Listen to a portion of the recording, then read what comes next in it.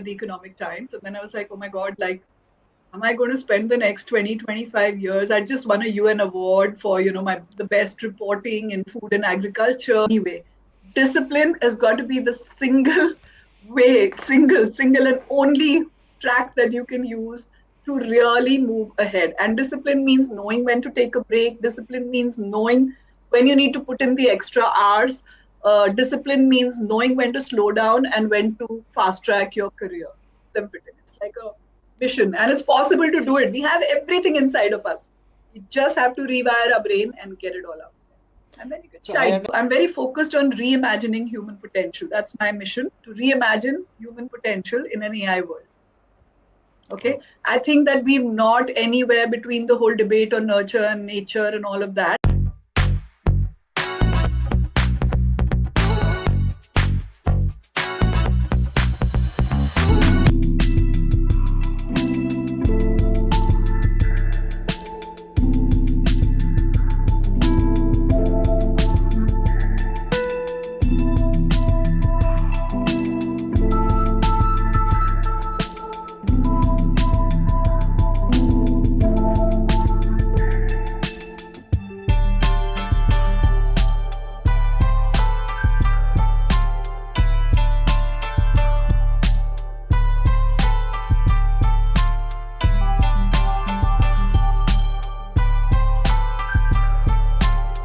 Hello everyone, welcome to another powerful episode of Career Talkies with Abhilash, where we bring you the real journeys behind remarkable careers.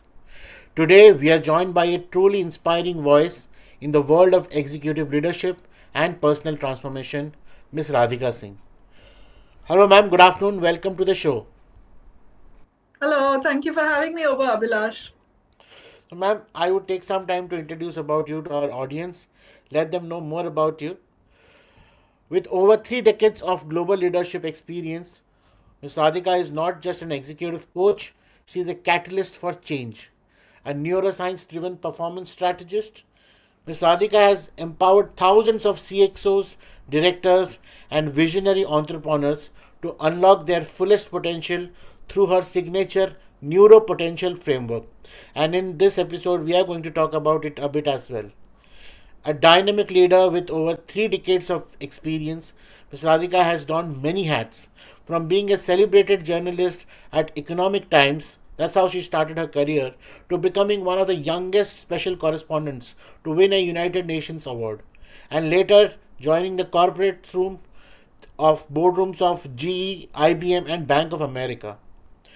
Today, she stands at the intersection of neuroscience and executive coaching.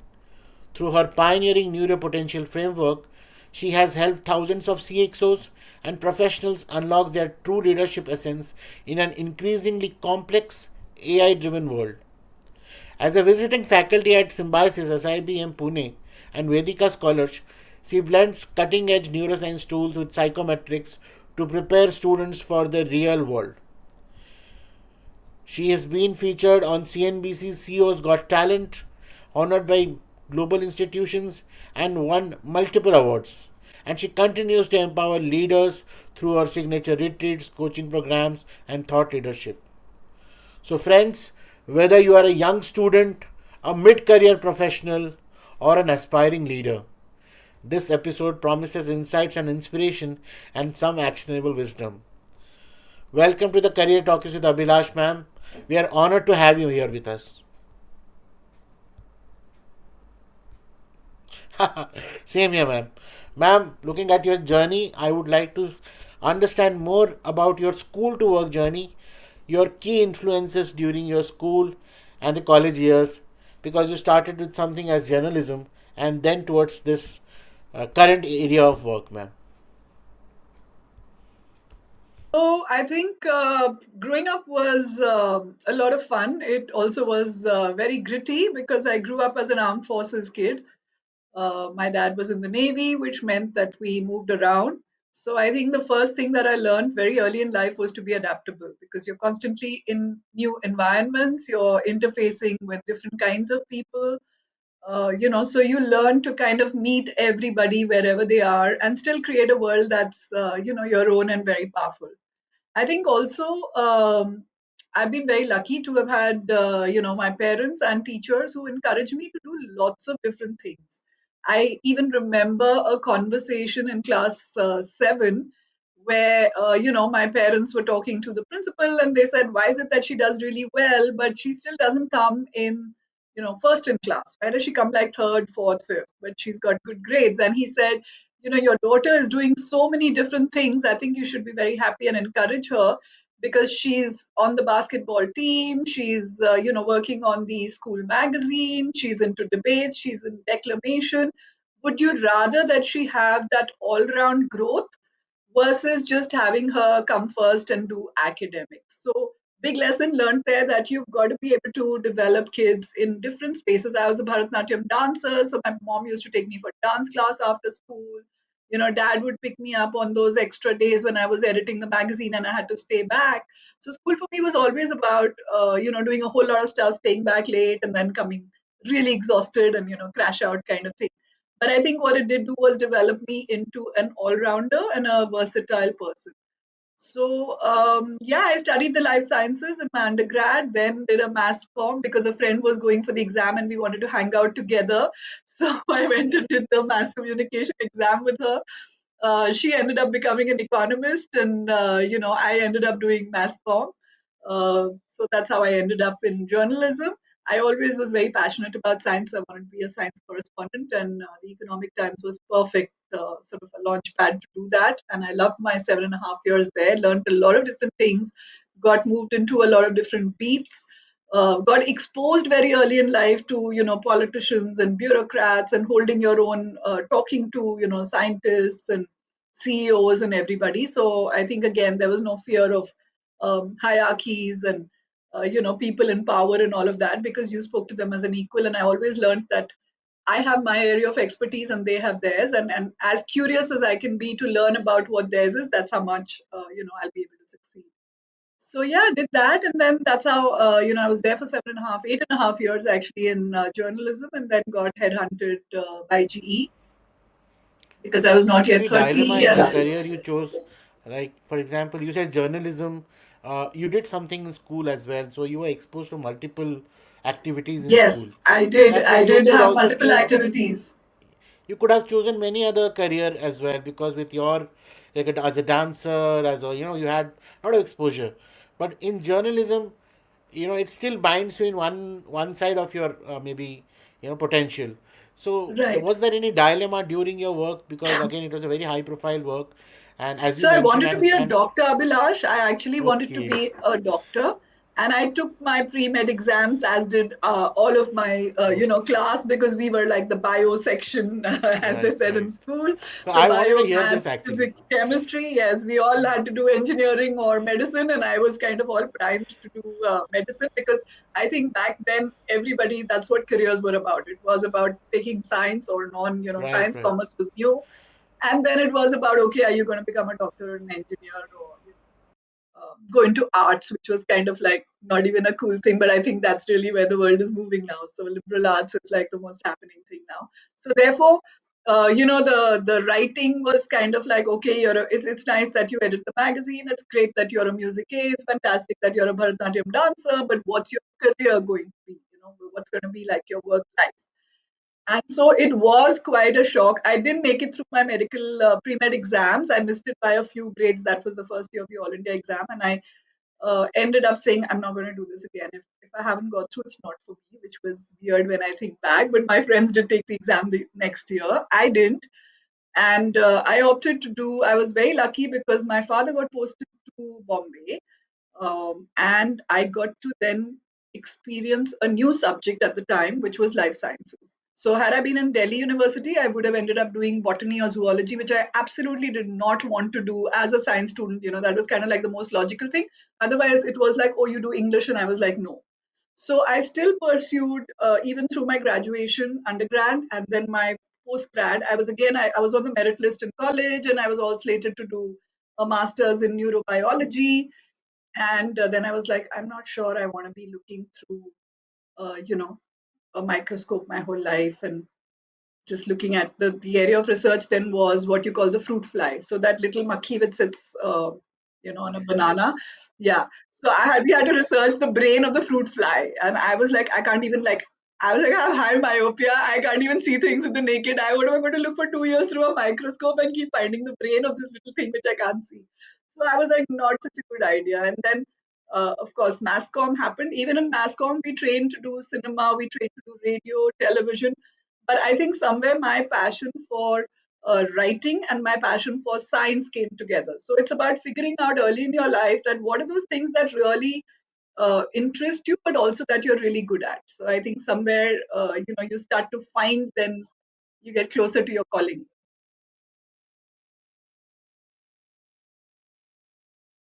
Yes, yes, yes, Rooms. I think your passion for science and the knowledge which you have gained with multiple exposure to various activities in a young time must have led you to create or think about such kind of because it sounds very scientific. The neuropotential framework, that's something. It's yes. not just a motivation or not just No, no, no, no, no. It's not it's a some, yeah, it's not it's a some woo woo. stepwise doing actionable something. You come back and like you track yourself, you track your progress, you find out, I mean, something, it sounds like that. So I would come Yes. to that point, You but know, I you're want to absolutely on understand. the right track. It is really No, about I that. want to It's understand about the corporate life scientifically because finding your highest potential. Like, yeah, yeah.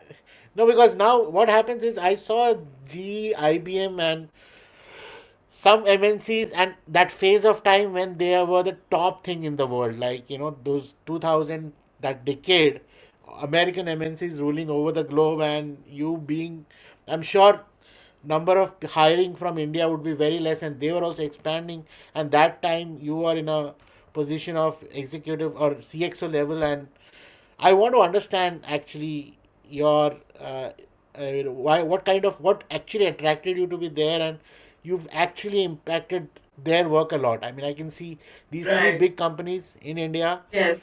Almost Yes. all the CXOs today must have been one of their, like, one stint they would have done already in that Yes. one of those companies today, because startup world again they have multiple passion to follow. Yes. But I think the 2000s or a decade was all about American MNCs providing them that platform of understanding an Right. organization.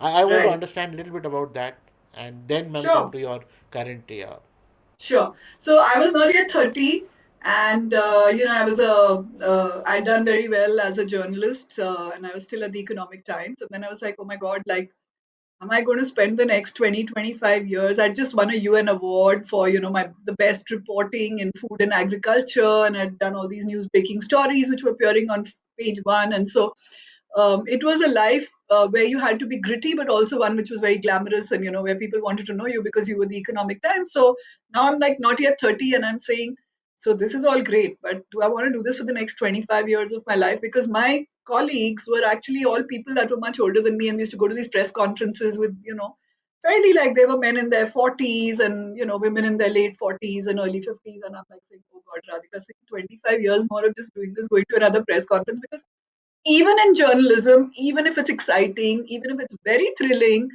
it is a great profession to be in. The fact is, after a point how to get your page one stories. You know that the next two are going to go on page three. You know that the rest of the stories for the week will go inside somewhere into the newspaper and be buried there. So there's a formula even to that, I think. And somewhere I felt that I wasn't really still at my full potential. So I was like, this is great, but I think I've cracked the formula and I'm doing well. And like, I don't know that I want to keep doing that. So inside me, there was this thing to do something different. I didn't know at that point, Abhilash, in all honesty, what was that different thing that I was going to do. I had been pretty rebellious about not doing an MBA, not following that whole track, because in our time, the MBA was this very cool thing to do after your undergrad, regardless of whether you were science, arts, or commerce, you had to do an MBA to cap it. Even if you were an engineer, and people are still doing that, and I keep telling them, please don't waste so many years.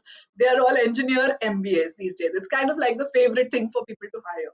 But the fact is that there is no, like, what is it that you really learn there? So I was like, oh, I'm not an MBA, so corporate world is out. And then GE was amazing because GE was looking for people with a journalistic background, with an editorial bent of mind, because there was a new profession coming into the world called instructional design. So it was fascinating. E-learning was a new world that we were now going to get away from the classroom and start to create content, start to create training modules, start to create a world where we can train adults, so adult pedagogy, and to be able to do it online. So I was very, very lucky to have been, I got literally by a headhunter forced into going for the interview. I protested. I said, I'm not wasting my time. I don't want to do this. I'm not interested in the corporate world. And she was finally very firm with me. And she said, I think you're being very rude. All I'm saying is asking you to go for the interview. It's not a big deal. You don't want to do it. You say no at the end of it. But I think it's polite now because I've asked you so many times and set it up for you that you should go. So that's how I ended up going to the GE interview. And good for me, I'm one of the few people that was probably hired in GE with just one interview. I had a long, virtually a 75 or 90-minute conversation with the VP of operations, for this new business that they were setting up. And that was it. I was kind of like told, okay, you should come on and you'll be great. And I was assigned the medical systems team. So again, my love for science, because I'd been talking about being a science correspondent to them and everything. So I got to be part of a team, and very quickly, in less than 6 months, I was heading the team for GE Medical Systems and designing all of the learning and training for, right from these MRI scanners to CT scanners to all of the equipment that GE makes, which was pretty much all over the world. GE was like ranked either number one or number two as a player in this medical equipment space. So we were designing the training for that, for doctors, nurses, for field engineers, for users of that equipment and everything. So it was a great place to start. And then again, G is that place which really nourishes you if you are good at what you do. So they see your potential and they're great at building leaders. So I was very lucky to start there because very quickly they pushed me into, doing my train the trainer kind of courses. I'd done Six Sigma. They said you can't do Six Sigma for non-manufacturing. So I'm the first person that actually ran a project and got certified for Six Sigma on a services, project over there.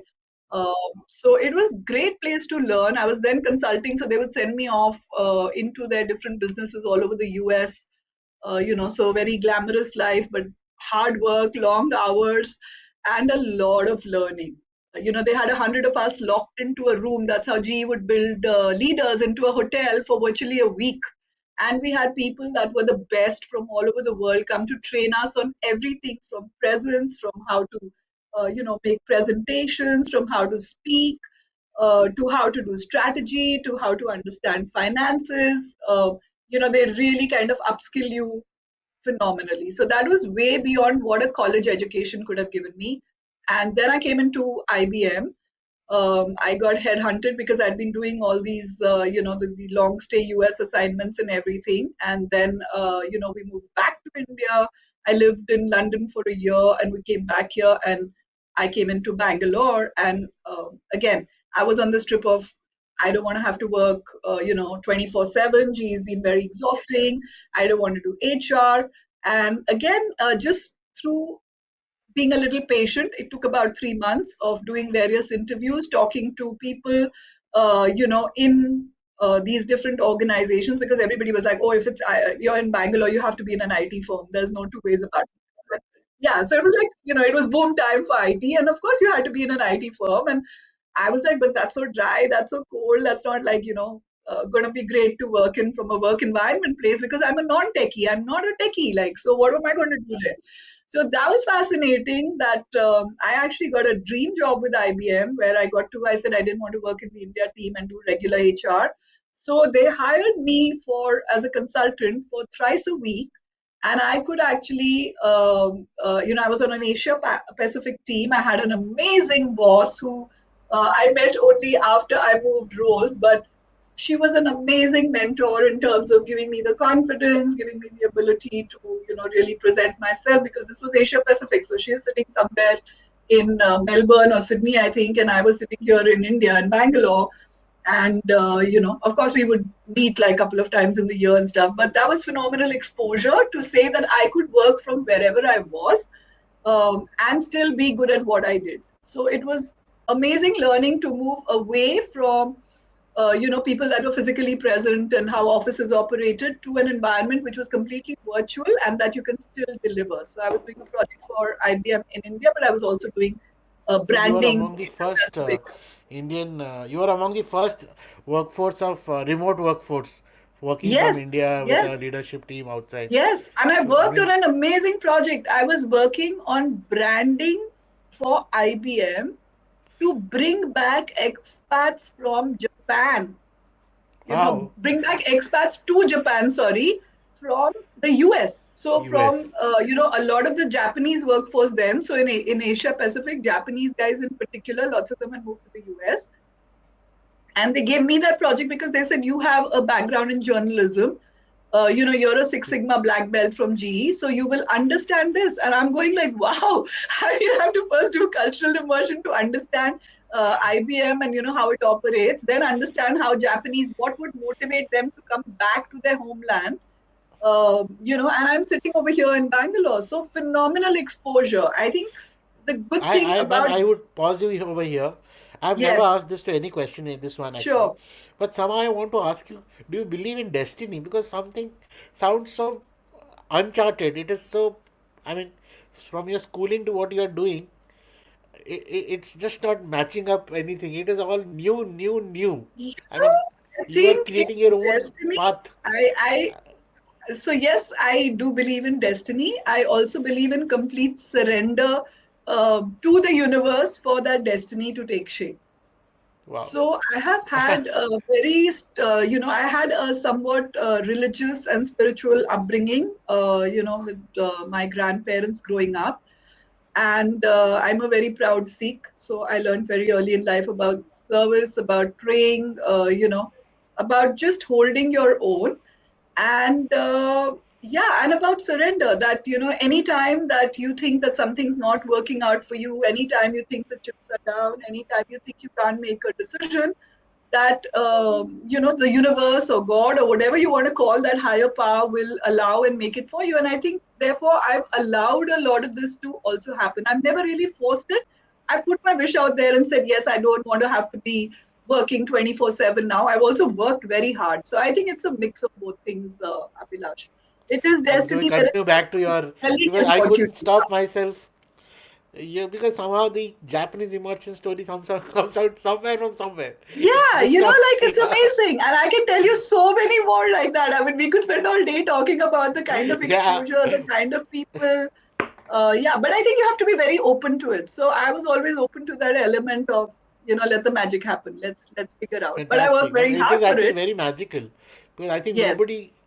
Uh, anyway, so coming to the I don't point, think ma'am, we dream big enough. I don't think we yeah, dream big enough. I don't think we play big enough. I think we are always very scared and, very sort of like we don't want to take risks. I think if you I allow can, that to I know happen, from your life, your journey, I can see like every moment you stepped ahead, you would be realizing that how less you know, like how things yeah, are much more to know and how less you know. yeah. I'm I like, you mean, don't even know anything. What is this e-learning? You have no clue. Then I go into IBM and I'm like, what is this world about? Then I'm into executive leadership development in IBM and I'm meeting leaders from all over the world. And I'm like saying, oh my God, but I thought they're supposed to know and everything and they don't. And so I'm designing a curriculum for them.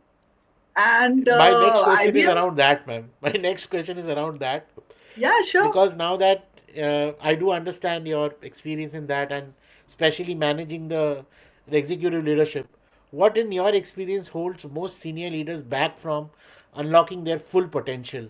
And I think from there I can also want to understand your current passion for and the Neuropotential Framework and how it came. Maybe sure, we can, sure, sure. So that's a great question, actually. What is it that's holding these senior yeah. leaders from reaching their full potential? I think I mentioned it a little earlier, but I'll say it again. They are very risk averse.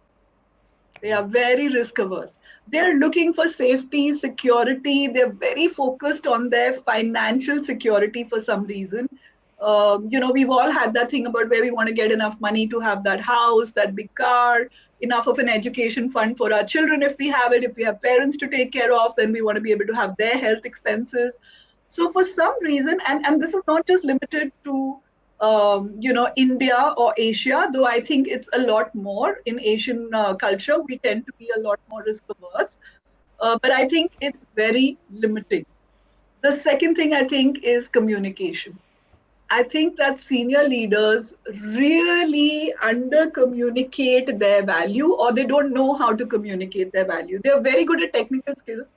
Yeah, you'll have very good, so a whatever, like a CFO is great at finance, and a CIO is great at information technology. They've spent, last 25 years, they'll rattle off all the names of banks or techie companies. I've done this, and it's all very impressive. That's great, the lineup. But really, from my exposure to leaders all over the world, and I say this with a great deal of conviction because I've actually dealt with leaders from all over the world, I think communication is a big one. They don't talk about their challenges enough. They don't talk about their skill set beyond what is their technical skill. And they Ma'am, I don't have one spend the more, ma'am. time. I, Yeah, I want sure. to barge in. You know what Sure. is very different about you? From the day, I mean, when we had an interaction, you have met people of multiple nationalities at Yes. different level, which is not possible when we when we today talk of corporate India. Because these Yes. people have already come, they are Indian in origin, they would have studied outside and come to India today. So we, Right. or currently who is aspiring to grow in the corporate environment of India, they do not find multiple.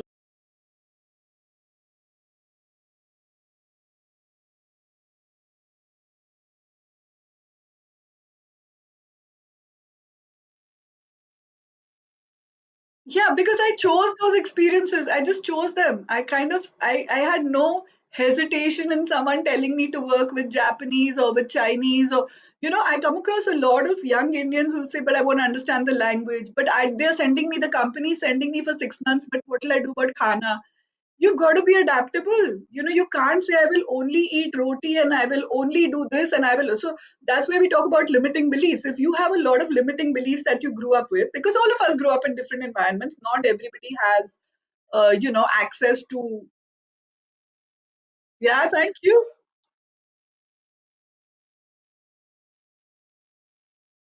Yes.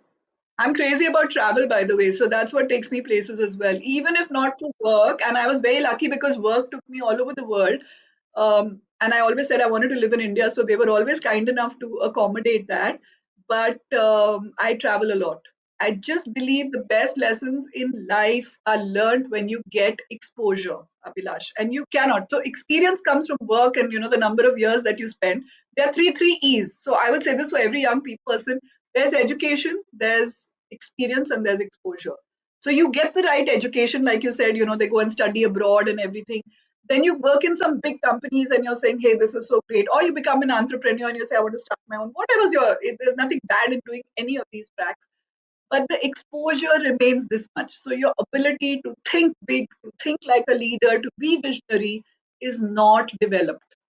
I mean, I fight with people when I say, why, if you're in learning or in training, why are you not going to the best three conferences in the world? If you're in tech, why aren't you going to those? They don't do that. They're sitting over there and saying, I'm on the bench. I don't have work right now. Company has put me on bench. There's no project. Why have you not saved enough money? Because you're earning a fat salary in that company that you're sitting, and take leave and go and attend a top conference, or ask your company if they can help and pitch and at least help you with nominating you pay for it. They're not willing to do that. I've always been willing to do that, and I make sure that I have exposure in to the best resources. I make sure that even if I'm in the India office, my mentors will be in India, but I'll also have two or three mentors that are anywhere in the world. I'll pick the best person and say, oh, so and so says this guy is great at finance, so I will try and talk to my boss and say, can you set up a call? And it's worked out. It's always worked out. Nobody has ever said no to coach you or to mentor you. And once you get that exposure, your confidence just goes like zoop, because now you have somebody who's head of strategy, somebody who's top notch in finance, telling you the ropes. Nobody ever who's a senior leader will stop you from learning. We don't become those leaders because we don't aspire to that level of learning. I have talked to any number of young people. They have no network. Their network is my friends at work and the guys in the Internet team. And oh, network. my boss is very nice. Yeah. That's not how you My next grow. question That's was not how about you this. grow. My next question is about Yep. mid-professional. People feel stuck in career, out of purpose, and this. And you actually answered it before even I could answer or question you on that. the net people do not have the understanding of network and to reach out to the people and in fact take the first step. That's what I can Yes. understand from your experience. So build And I think networks, this one, travel, and take sabbaticals, take breaks, take gap years. I say this to every young person every 7 odd years. You must take a break. See if you need to upskill. See if you just need to travel. See if you just need a hobby or something to rewire your brain to get yourself back into the best shape that you are, because you're stressed out, you have no idea, you're not even thinking. So rewire your brain enough. And how do you rewire your brain? By regulating your nervous system. How do you regulate your nervous system? By trying to do things that actually bring your body into relaxed mode. And that doesn't mean lying on a bed and watching TV. By the way, it's super stressful to keep gaming or to keep on a computer and be looking at stuff and listening to podcasts, and beyond a point it's very exhausting for the brain. You've got to get out in nature. You've got to travel. You've got to try new foods. You've got to try a new hobby, play an instrument, do whatever, but do it in a relaxed environment and pick up new I one courses, takeaway. upskill. Just getting that good education when you graduated and you did a post grad and you got a master's is not good enough. Every 5 to 7 years, what have you learned that's new? Tell me about that, and you will never be without a purpose. You will always know where you have to go next. My next, it's not a question. This I think you kind of answered it also. But in fact, I was reading one report, ma'am, India Skills Report, and 2024. It was saying that approximately around 51% of Indian youth are deemed employable, and there's a lot of gap in job readiness for emerging roles. The emerging job roles. Yes. And as you mentioned that reinventing or maybe 7 years they should look around it. People do not have such idea, and the people who are at 40s or people who have already there in industry are finding themselves out of job due to this AI and technology insertion in the job readiness. Mm-hmm. Mm-hmm. So with this, ma'am, like this two condition: one is young entering people trying to enter and becoming employable, and second is people who are already in the system in the mid career finding it very tough to adjust to the new emerging demands of the job. Yes. What, as a leadership coach and as a professional who has seen multiple various transition change, especially change management, what is your thought about it, ma'am? I would want to understand and kind of I want you to help them out, some clues to Yes. have some brain running and create a next step for them. What is your I do thought that about one it? on one, but I'd love to do it through your career talkies, because I think we'll reach a lot more people. And I know that young adults, as also mid career ones, hate me when I say this, but I'm going to say it anyway. Discipline has got to be the single way, single and only track that you can use to really move ahead. And discipline means knowing when to take a break, discipline means knowing when you need to put in the extra hours. Discipline means knowing when to slow down and when to fast track your career. These are things which people just don't pay attention. They're mindlessly in a company waiting and suddenly saying, "Oh no, my skills are not relevant anymore because they've changed whatever they're using by way of technology." It's really about, did you realize that you needed to fast track and upskill at that moment? Did you realize that you need to take a break? So to my earlier point of when to take that career break or sabbatical, when is that course that you need to do? What are you getting better at? If you've gotten better at technical skills, then how focused are you on your development as a manager? So you are most likely rejected as a team lead or a manager because you don't have those other skills, because now your technical skills won't get you beyond a certain point. So are you building your communication? Are you building your problem solving ability?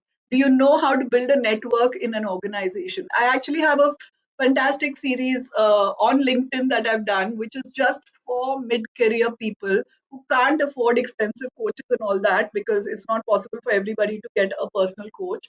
But there were 10 sort of pieces to that whole project that I worked on, and people loved it because I was just talking to them about how do you actually go about. So I was telling them in real terms how to actually go about building your communication skills, that you need to have this network thing that we talked about earlier. Communication is the single reason they don't end up telling their bosses or their senior leaders what they're good at and where they might like to try a new role. They want to try a new role, but they have no skill in that. They've not built up their ability to learn or be considered for that role. They are not open to moving locations or actually go. They're very fixated in, I want to go here because my friend went. That's not a good reason to want to go. You might want to go there because a particular technology is really evolved in that part of the world and you want to learn it, or there's a project which you're aspiring for and you absolutely should go there. Your reasons need to be correct. And I can't stress enough how much networking helps. So, being at those conferences, having mentors, having coaches, not everybody, and it's very easy to say, I'm not senior, so I won't get. My company doesn't get. You can get access to people. Why won't you put it on your calendar that once a week you will talk to somebody who has a skill, that you don't have that you want to learn? And even if five guys say no, five will say yes. That's five calls in a month. That's a lot. You've learned a lot from that. Why won't you sit and make notes from when you talk to these people? So a lot of people say, oh, I've done that, I spoke to someone, but there's no retention, there's no recall because they didn't write anything or practice it. If you don't do something different after you've learned from someone, it's not going to help you. So you are going to have to learn implementing it in your own life, because now no teacher is going to come and tell you, your parents are not going to tell you, you're old enough, so you're going to have to reparent, reteach yourself to start implementing those things in a way that's very advanced. And they do it with their own children, they'll do it with their parents, they don't do it with themselves, so some very strange reason. So it's as simple and practical as that. Yeah. My next question will, it is, I mean, don't judge me over here, but then there's a lot of women work. I mean, in today's generation, women leadership is coming up in India, in Indian Yes. environment, but still there are potential women leaders who find it very difficult to navigate their career in finding a leadership role in their own existing organization. And now you Yes. call it as a petty politics of the organization, or however it is. Finally, Yes. it somehow the rates are reduced, but we do read it in newspaper and we do understand in LinkedIn. Many people express their challenges that while they were there in the organization, why couldn't they speak up and navigate to a further level? Yes. I'm not generalizing it, but especially I find that where the talented leadership of women, it should not, leadership should not be biased by women or male, because it's for the organization. But somehow the burden comes out to women in Indian MNCs. What is your piece of advice, or maybe what mantra would you say? Because I feel you are a firebrand and you would have done differently things that I can see, and everybody can feel that energy when watching this episode.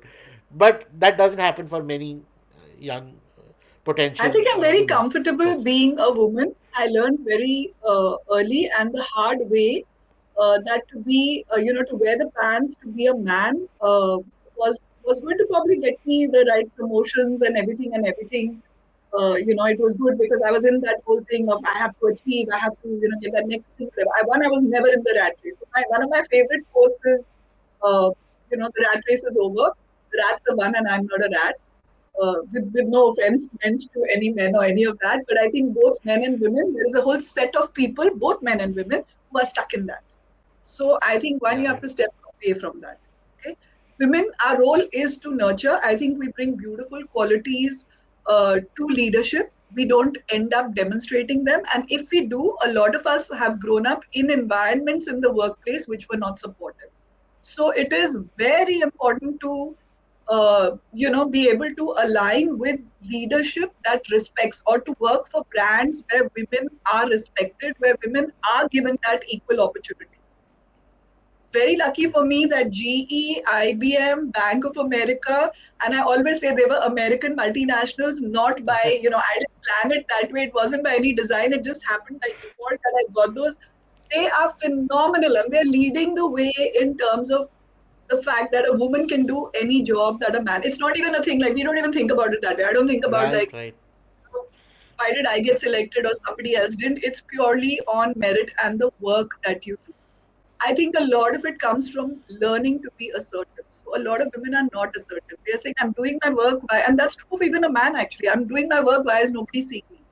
Why am I not getting recognized? Well, nobody's going to see you till you get out there and show and demonstrate, because you have uniqueness, but if you're scared to show it, and that doesn't mean that you have to, have whims and fancies like a woman, not that part, but your feminine energy, which is nurture, which is hold large teams together, which is to be really good at what you do and be resilient, because men want to quickly solve, they're more competitive.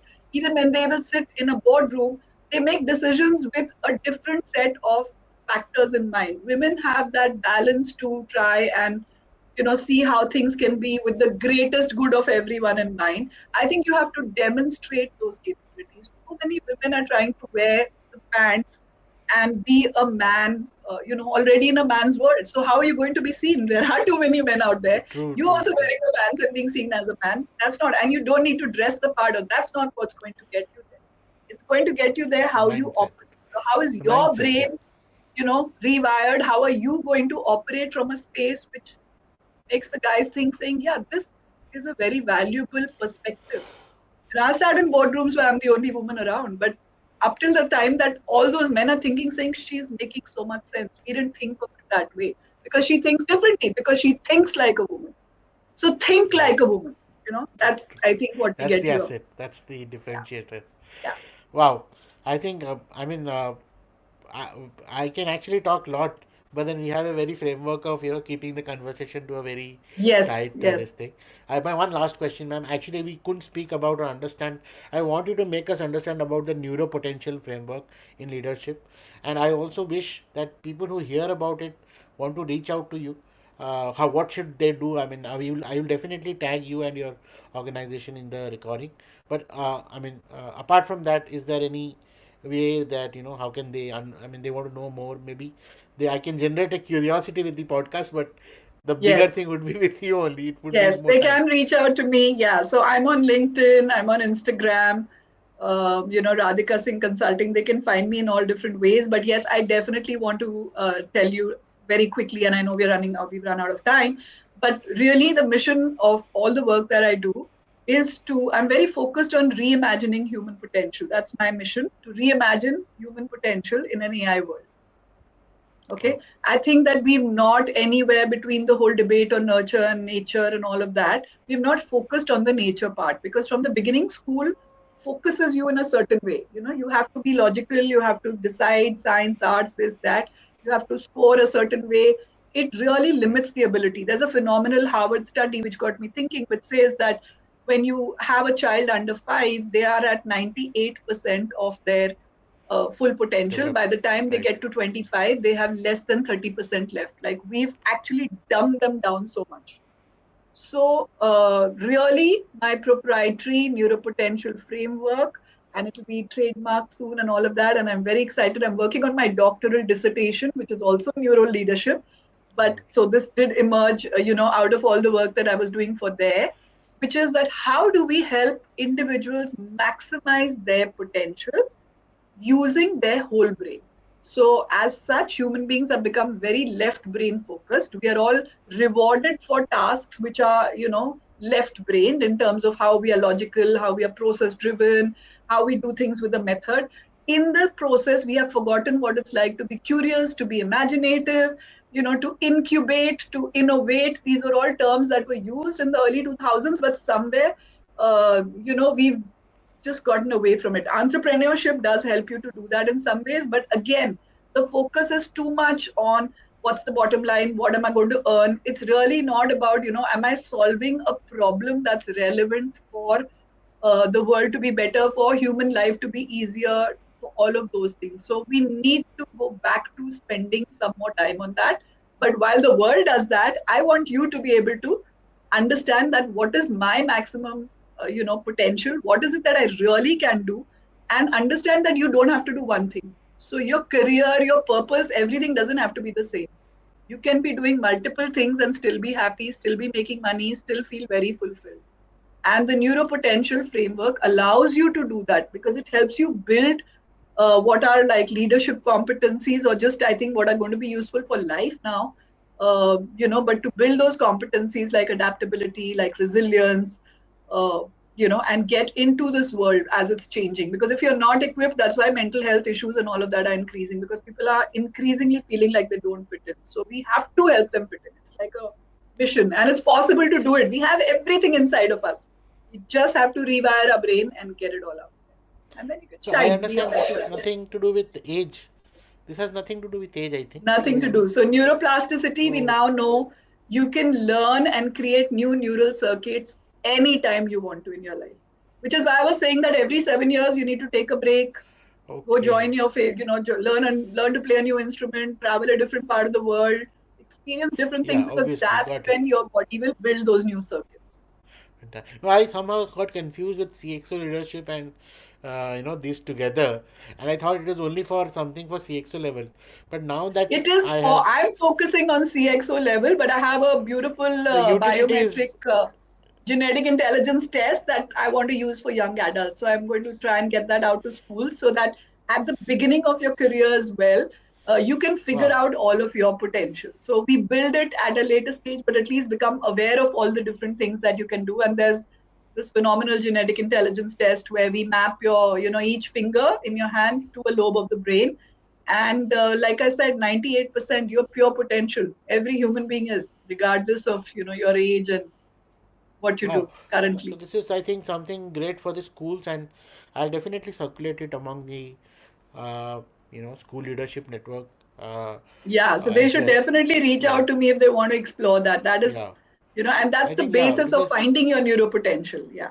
yeah, one thing is that at school level they do focus on both side of the brain activity, much more. Not really. They're still all using computers and they have an Yeah, I activity, mean, but yeah, it's not I telling mean, the child how to the use it. comparison to the process-driven professional work. Yeah, you have I to was about to understand say that like, when you play music and you play those notes, that it's actually building your ability to play, be good at a sport or be good at computers. They don't have those linkages. They don't understand how that works.